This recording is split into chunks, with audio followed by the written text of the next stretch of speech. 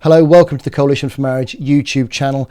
Privileged to have you joining us again. If that's what you're doing, if you're here for the first time, let me let you know that we are the UK's largest pro-marriage organisation, representing tens of thousands of individuals and groups who support this notion of one man, one woman marriage. Now, people get their backs up with that, but we're not saying other things don't exist in a liberal democracy. Other types of relationship, of course they do. They're all around us, but actually they're not marriage. We would say marriage is the thing that only one man and one woman can do. And all the evidence suggests that it brings about the best version of the next generation. Now, we know that this is being challenged in the UK vigorously in our schools and through our media. People want us to focus on other things, not necessarily the thing that brings about the best outcome. But it's not only being challenged in the UK is challenging this in other countries too. And I've got somebody here from Kenyan Christian Voice to talk to us about the challenges in places like Rwanda and Kenya. It's a privilege to welcome Judy Green. Judy, would you like to say hi to our listeners and our viewers? Hello, everybody, listeners and viewers, and it's such an honor to be here and just to share what's going on around Africa. So I can't remember who sent me a link to your discussion about what's going on in Rwanda.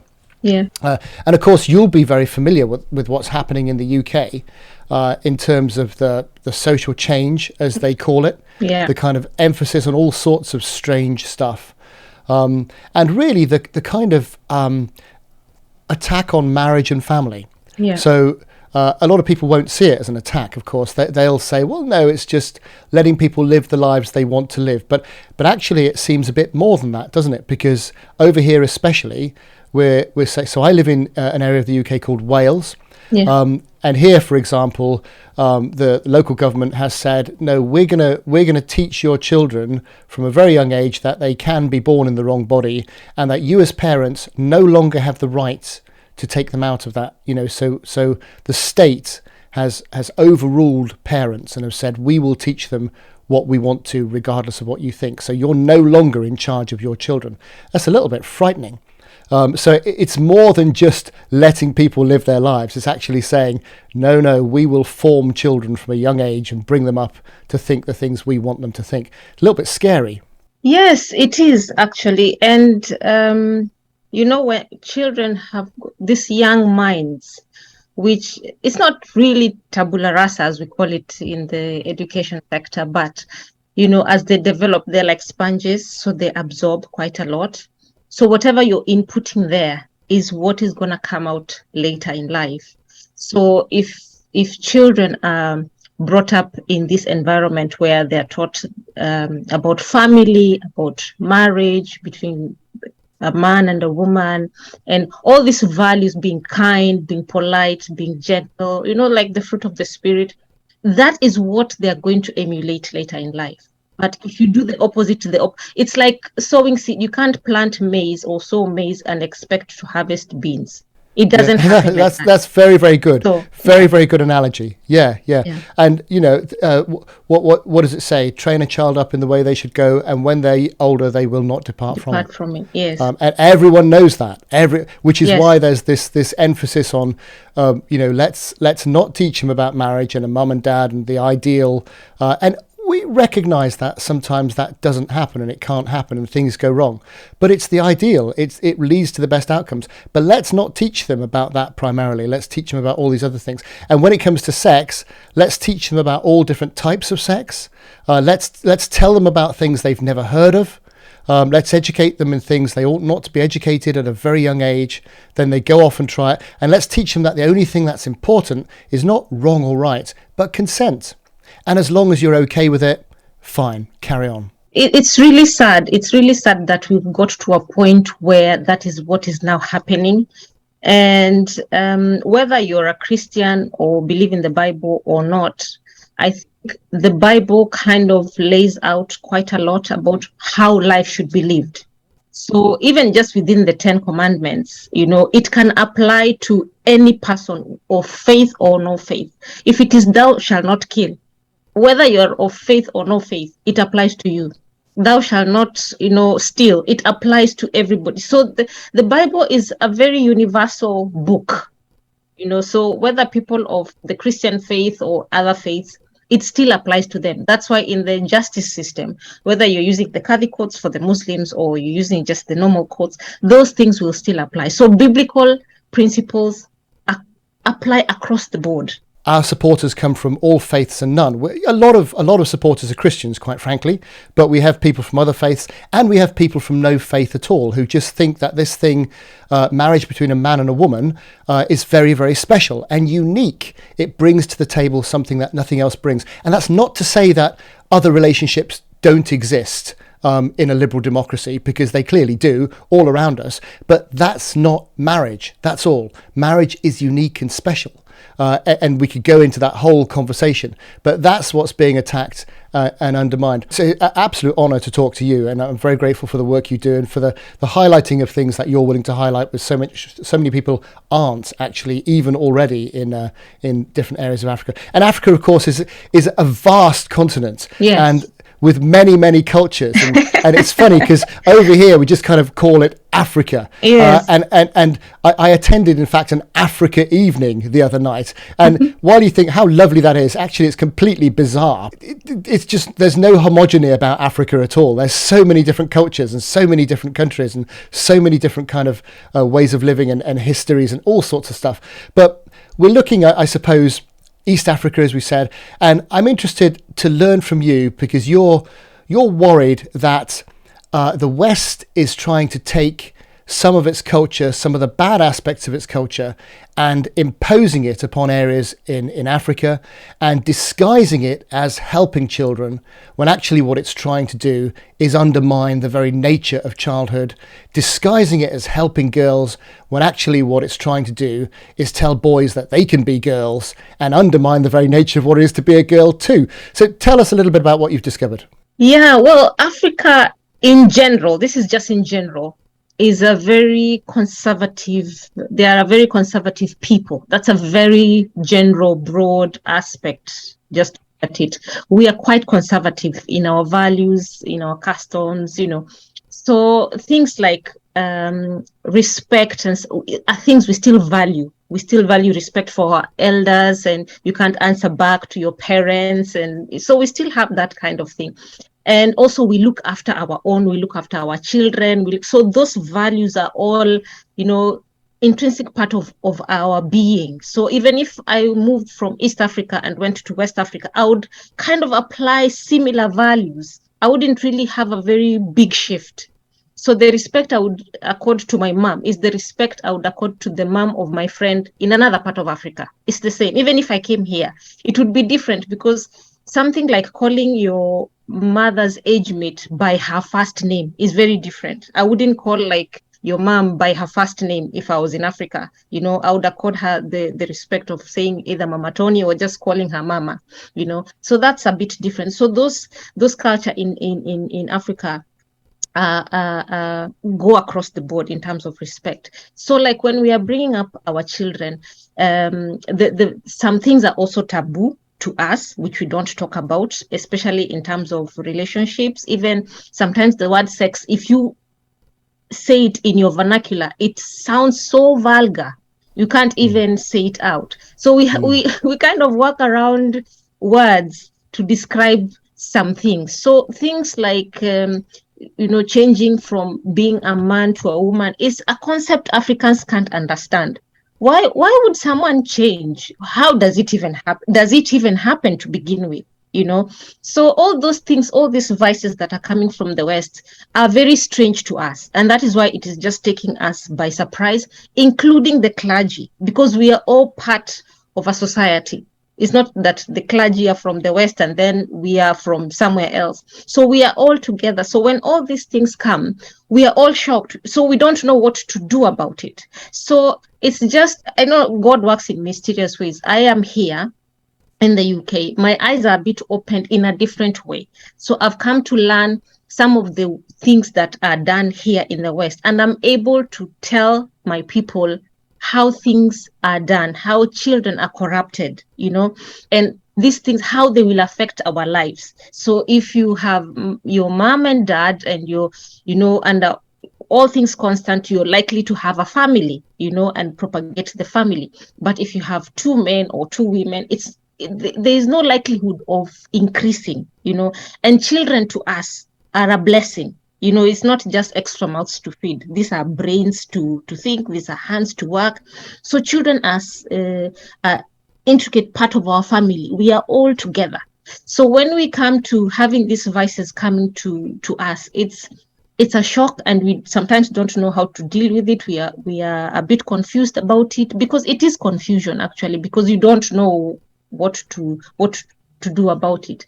And then when it comes to big NGOs pouring in the money, when you come to a place where poverty is rife, and I'm not saying all of Africa is poor. Actually, I think Africa is very rich as a continent. We just need to sort ourselves out how to deal with, our resources. But and there's a lot of people investing in Africa at the moment. A lot of different countries. In fact, it's a bit of a global conflict zone from a financial investment perspective. Everyone's competing to get into Africa because of the resources and because of the people. When poverty is rife in an area, and then somebody brings in money, he brings the money with strings attached.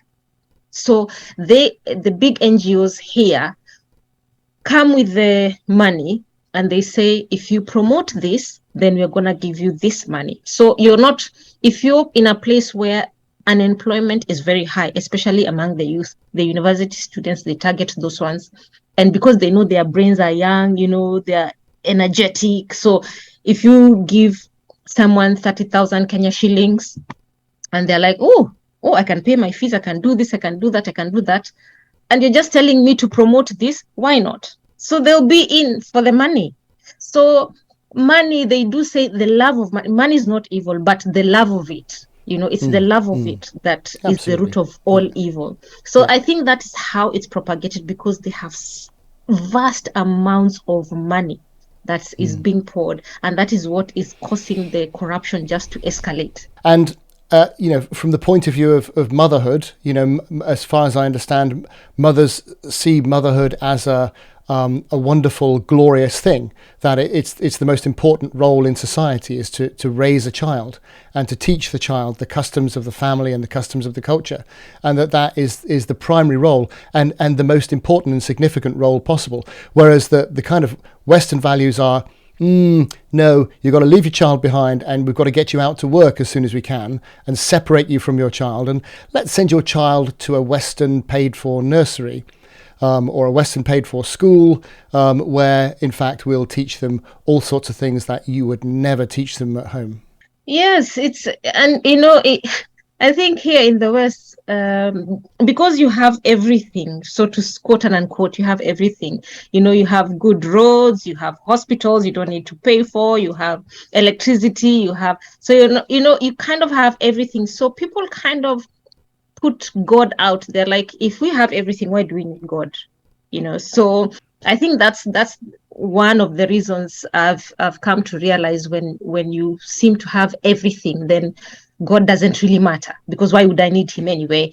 And so everything is factual. If I'm sick, I'll just go to the hospital and get treated. And so in the schools around here, unfortunately, again, we've come to that point where, God has been kicked out of our institutions. So if you speak anything God-like, you're like coming from another planet, but the children in Africa, we are trying to salvage what we've got, and we're like, God, protect these little ones, because Jesus was like, if you make any of these little ones go astray, you would rather have a noose over your head. And also, you raise a good point there, because, if you're struggling to find your next meal and you don't know how you're going to eat, you're not too worried about your pronouns. No. But we have this opportunity for luxury beliefs, as they're called in the West, yes. where we've got everything on a plate. What else can we start worrying about? What else can we start moaning about? How can we indulge ourselves, exponentially beyond what we've ever indulged ourselves before? I know. Let's try doing this and let's try doing that. Very, very interesting. I heard you speaking about Plan International. And the UK part of Plan International, and again another one of these NGOs who, Plan International with the UK bit, 70, 80 million turnover a year. The larger international organisation, much more than that. So they've got these vast sums of money, and they're largely unaccountable. They're accountable to their own trustees, who they select very carefully. Largely unaccountable. And you gave an example in Rwanda of a particular agenda being pushed, which came to light and caused a national controversy. Do you want to tell us a bit about that? Yes, they have this gender ministry. I think in my video, whoever wants to go and watch it can go and watch it. And we have this toolkit that we're supposed to have as Africans or as Rwandese, and the book was promoting homosexuality and transgenderism, something that is still also what's going on. What is transgenderism? It's a concept we are still trying, like, how can it happen? So Planned International, they were all sponsoring this so-called toolkit, and there's a gender bread from gingerbread, so it's now gender bread. We're very familiar with that. Very familiar. Yes. So trying to promote that, and it's the money going in there promoting the book. And I think when that was realized, I think it was on one of those WhatsApp groups, and we picked it up and were like, what's going on? And I think 2 days later it was pulled down. Because we made a bit of noise. We were like, what's going on here? So it just also goes to show, when you speak out, it's important. Your voice is important. Your voice is very important. So don't be quiet. Don't think I'm only me. Just you is what we need. Just you is what we need here, there, and then we bring our voices together, and then it makes that difference. You've got a limited time with children. You might want to teach them things that actually they can use in their daily lives to be more productive and more valuable members of society, as opposed to stuff which is just going to sow confusion throughout society. Especially in that kind of environment. I just can't understand how an organisation who purports to be there for girls wants to teach men that they can be girls too and share girls' spaces. And you think, the mind boggles, to be honest with you, that sort of stuff. But as far as I understood from what you were saying, Rwanda have completely kicked that out. Once it was highlighted to the government denied all knowledge, and we didn't know this was happening, and the book was removed from schools and the teaching. Now that's again very, very different to what's taking place in the UK. You may be familiar with some of our learning resources for children 3, 4, 5 years old, let alone the older ones, which are teaching all sorts of things that most parents really would rather not their very young children learn about. Okay. Any other information that we would benefit from hearing about what's happening in Africa? We do have quite active groups now. I'm so glad that with the help of social media platforms, we are able to exchange information. And because some of us have been out of Africa, so to speak, for a while now we are able to transfer that information back to them. So and they are also traveling this way. So that exchange of information is really, really helping out. And we are trying to see how else we can help. So we are trying to empower teachers as well. I think I did another video and encouraging when the Supreme Court passed a ruling to allow the LGBT organizations to be registered. So I did another video about that one, and I was just saying, even the clergy, they need to help Sunday school teachers.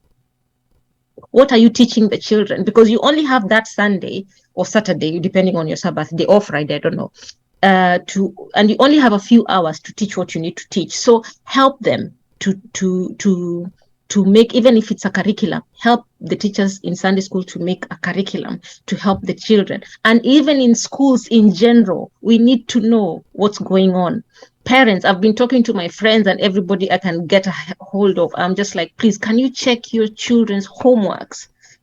So it's this word of mouth that is going around, and we're just hoping to kind of do more, especially on social media, to spread the message out. So we've got even doctors. So we don't just speak from a spiritual point of view, which is quite important. Yes, so we've got this spiritual side, we've got the medical side. So doctors are coming and telling us, hormones work like this in females, hormones work like this in males, and all the differences between that, so that people are aware. And then we've got the law as well. We've got lawmakers who come in and tell us this is what the law says. So we kind of have a balanced approach to things according to the law, not just out of emotions. It's not just emotional. We have to be grounded in what we are saying. And here's so it just the huge cultural difference between the countries. That we're being pressured to ban so-called conversion therapy in the UK, which has been implemented in other parts of the Western world. Victoria in Australia, for example, whereby if a child expresses same-sex preferences or transgender preferences, and you as a parent or a minister of religion or somebody or a counsellor, you do anything other than affirm, then you're at risk of criminal prosecution, which is quite a remarkable thing. Now, again, where we're coming from, well, where Coalition for Marriage are coming from is, look, a liberal democracy, it's up to that liberal democracy what it allows adults to do. That's one thing. But actually, when you teach kids who are malleable, impressionable from a young age, that actually everything's equal and everything's equally good, which is a patent lie, because quite clearly from all the secular evidence, growing up with your married natural mum and dad gives you the best start in life. That's the thing we should be teaching kids. The idea that chastity before marriage actually is good. And the evidence suggests that the more you teach about sex to little children, the more sex they have. The evidence, we've interviewed people who are experts in those areas, that seems to be very, very clear. And all we're saying is, well, maybe we should think about a slightly different approach. I understand culturally in Africa, you're in a very, very different place to a lot of those things. But you're catching it very, very early, which is quite interesting, because we had our eyes closed. This has been going on for some decades now, and nobody said and done anything. The institutions have been taken over, the kind of long march through the institutions, this, the idea that this has been within teaching for years now, and it's only now that people are noticing, and some people think it's too late. Yeah, I'm glad you've brought that up. Things like chastity, like I think I mentioned earlier, you reap what you sow. So you can't be saying, use condoms or use this contraceptive to young people and just expect them just to sit and not experiment. These are curious minds. They will want to know what is going on. Why can't I do this? So teaching about chastity, I don't know why that has not been tried. You're like, if you're teaching them to use contraceptives and all, why can't you teach about chastity and just purity and see what happens? Try it and see what happens, because this is something that is valued in Africa. The conspiracy theorist would say that these large NGOs are funded by big organizations like Marie Stopes International, other organizations similar to that, who actually make a lot of money out of things like abortion. Yes. And things like chemicals for hormones for trans children, etc., etc. It's a very, very big industry. So the large corporate organizations that provide the services fund the NGOs. The NGOs go in under the guise of a mercy mission, teaching kids that actually, just have sex, have an abortion, it doesn't matter. Just if you want to change gender, we can give you lots of drugs. And then the companies that fund the NGOs to teach that stuff then provide the services and make an awful lot of money. That's what the conspiracy theorist would say. But I mean, the difficulty is that I'm sure these NGOs are also doing a lot of very, very good work as well, and very, very necessary work, and helping people out of abstract poverty, and also girls who are maybe trapped in awful relationships, maybe equipping them with the wherewithal to maybe better their situations, whatever. There are some good things being done, but the problem is it's like a Trojan horse. all these other things are being brought in to change the culture. And therein lies the problem. So what sort of other things are you working on in terms of the East African continent? What other things are you doing from a day-to-day basis? So we, like in Kenya Christian Voice at the moment, we are trying like to lobby MPs, and because like I said, so many of these things are new to us. So we are just starting. It's good that we have the information already here in the UK so we can transfer it there. So it's the lobbying of the MPs and also getting them to understand what is actually going on in all those spheres, spiritually, scientifically. So we are not separating those two. And then we have prayer walks. And this is like, so when we disseminate that information, we're like, this is what we are praying for. And yeah, so we are also trying to do that. We are also trying to raise funds ourselves so that we stop this being dependent on aid, because that is where the catch is. Yeah, I'll do this, I'll get you out of here, but you've got to say this. Yes, you've got you've got to do this. So we're also trying to raise funds for ourselves and learn to, as preachers would be saying in church, oh, God will provide this for you, but they'll still go and say, oh, but we don't have this. So we are trying to say that message which you're preaching, it should work for you as well. So we are also trying to teach ourselves how we can provide for ourselves. Yeah, so these are some of the things that we are doing, and trying to disseminate as much information as we can, getting in touch with other pro-life groups, getting together and just putting any other differences aside. You believe this, you are from. It's not time for denomination or this. It's just time for, we are fighting a common enemy.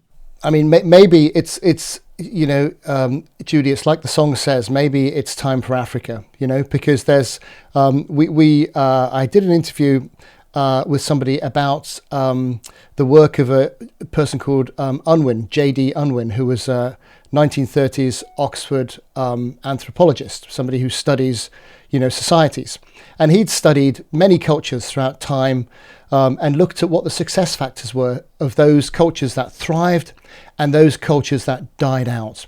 And the three things he discovered was premarital chastity, the idea of monogamy, so you have one partner, you stick to one partner, and the worship of a deity, whatever that. And when a culture did those three things, it rose to ascendance. And when it stopped doing it, it headed towards demise, and it had about 100 years before it was gone. And looking at his research, we in the West are about 70 years through that 100 years.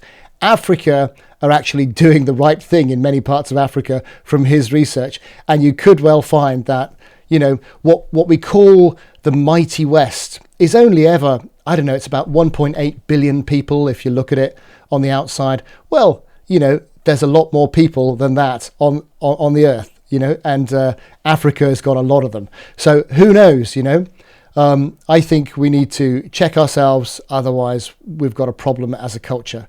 And Africa, I think, if you can be part of that move to preserve what's good about the African heritage, about that respect, that love of family, that nurturing of the young, and then it can take with that some of the learning and the industrial benefits and the, I know Kenya and Rwanda specifically are big on technology and communication technology and all those things that really make a difference to flourish your economies. I think there's everything to play for in all sorts of parts of Africa, which is so great stuff. Carry on the great work.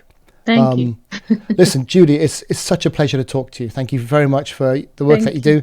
Thanks for a little bit of your time, and let's stay in touch and perhaps come back and tell us how it's all going. Thank you. Thank you very much for having me. All right. Take care. Bye.